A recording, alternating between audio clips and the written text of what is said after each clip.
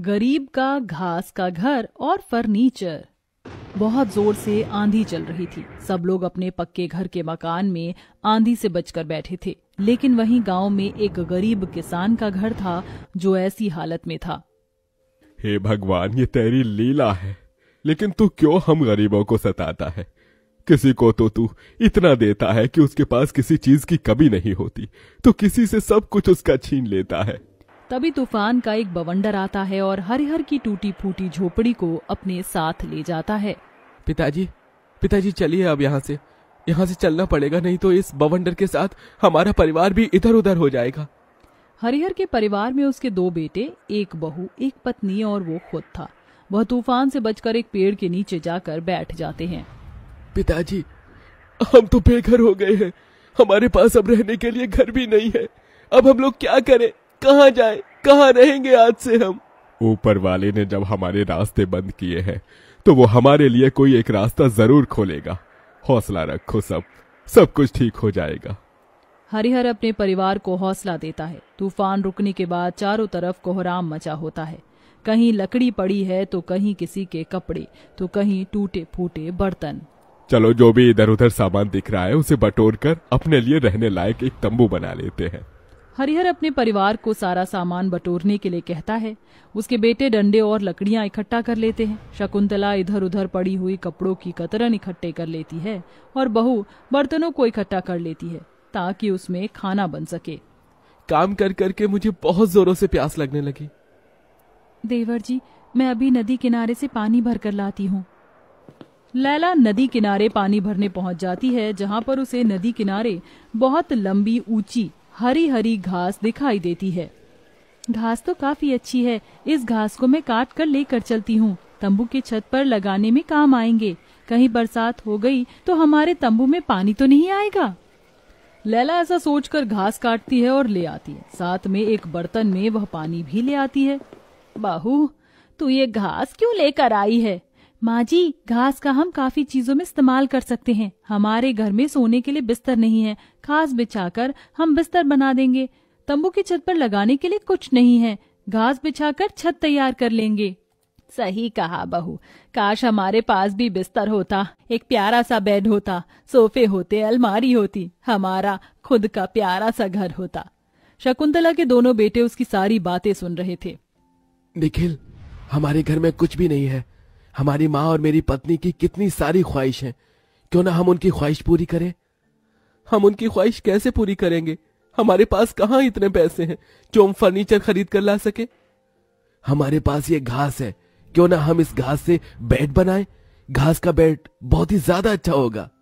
ठीक है भैया, मैं इस काम में आपकी मदद करवाने के लिए तैयार हूँ।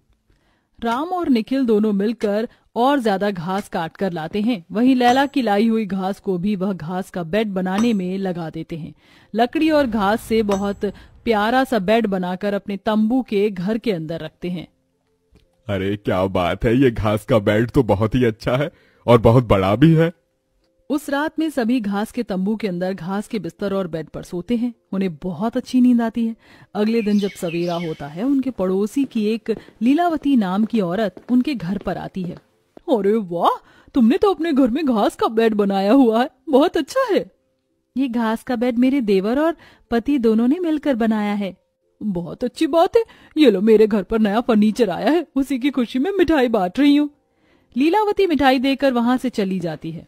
उसके जाने के बाद निखिल और राम दोनों घर के बाहर निकलते हैं, जहां एक गाड़ी के अंदर से लीलावती के घर के आगे सोफा सेट और नया डाइनिंग टेबल और कई सारी प्यारी प्यारी कुर्सियां निकलती हैं।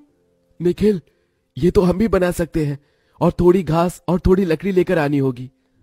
चलो भैया, जंगल में चलते हैं, वहां हमें ये सब बनाने के लिए घास और लकड़ी मिल जाएगी। दोनों भाई कुदाल लेकर जंगल में पहुंच जाते हैं, जहां वह ढेर सारी घास और लकड़ी काट कर लेकर आते हैं। अब उनके पास इतने पैसे तो नहीं थे कि वह फर्नीचर खरीद सकें। अपने शौक पूरे करने के लिए वह दोनों भाई घास और लकड़ी से डाइनिंग टेबल और कुर्सियां बनाते हैं। साथ ही एक लकड़ी का सोफा सेट भी बनाने की कोशिश करते हैं, जो कि इस बार बहुत अच्छा बनता है। गांव के कुछ लोग उन्हें ये सब बनाते हुए देखते हैं। ये लो निखिल, तुम इस लकड़ी के सांचे पर घास लगा दो, फिर हमारी कुर्सियां तैयार हो जाएंगी। ठीक है भैया, मैं जल्दी जल्दी काम करता हूँ। ये देख गांव के लोग आपस में बातें करते हैं। हरिहर के दोनों बेटे तो बहुत ही कमाल के हैं। देख तो सही किस तरह घास और लकड़ी से इन्होंने अपने घर का फर्नीचर बना लिया। अरे इंसान मेहनत करे तो क्या कुछ नहीं कर सकता, सब कुछ कर लेता है। इनकी मेहनत से इन्होंने अपने घर की हर कमी को पूरा कर लिया। वैसे घास और लकड़ी का बनाया हुआ ये फर्नीचर लाजवाब लग रहा है। मैं सोच रहा हूँ क्यों ना मैं भी अपने घर में यही बनवा कर रखवा लूं। महेश ऐसा कहने के बाद राम और निखिल के पास आता है। अरे जब तुम अपने घर के लिए बना रहे हो तो मेरे लिए भी बना दो। मैं तुम्हें तुम्हारी मेहनत के पैसे दे दूंगा।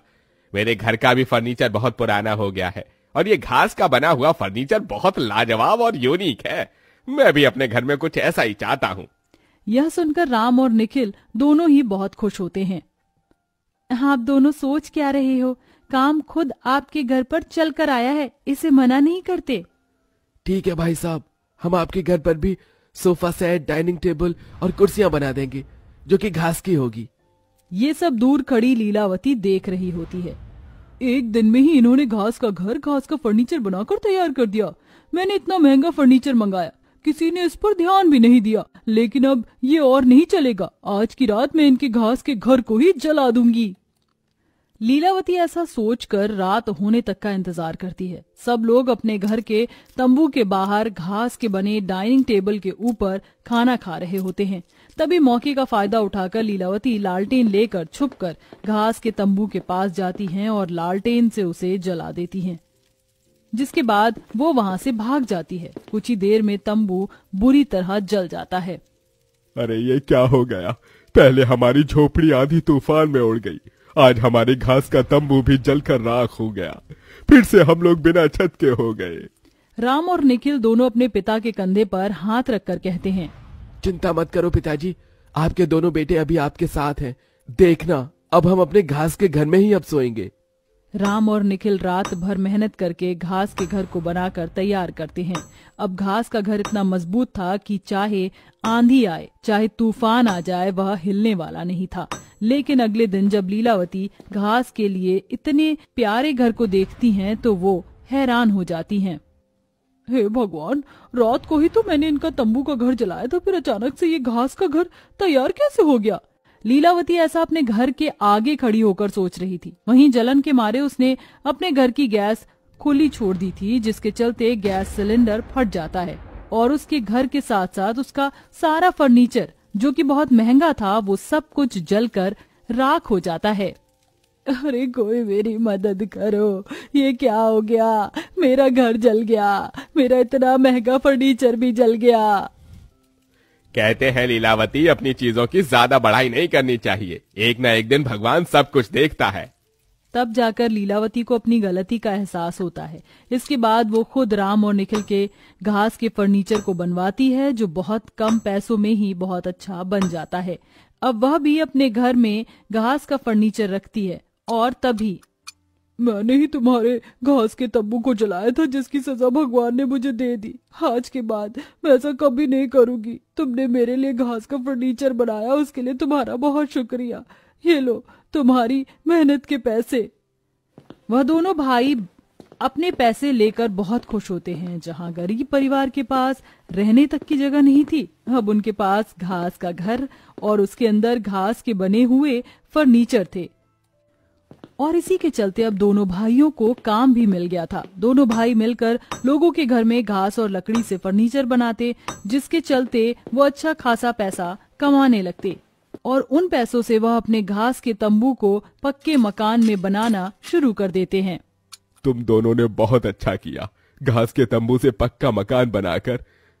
अब चाहे कितनी भी आंधी तूफान आ जाए, हमारी ये पक्के मकान वाले घर को हिला नहीं पाएगी। हाँ बेटा, तुम दोनों ने बहुत अच्छा किया। मेरे भाई का नाम निखिल है, लेकिन इसने मेरा साथ लक्ष्मण की तरह दिया है और इसी के चलते हम दोनों भाइयों ने मिलकर अब हमारी परेशानियों को खत्म कर दिया। बस भगवान इसी तरह हमारे ऊपर अपनी कृपा दृष्टि बनाए रखे। इस तरह घास के फर्नीचर वाले घर में पूरा परिवार बहुत खुशी से रहने लगता है और अब वह दोनों भाई घास के फर्नीचर की बहुत बड़ी दुकान खोल लेते हैं, जो बहुत अच्छे से चलती है। कुछ समय में उनकी सारी परेशानियां खत्म हो जाती हैं।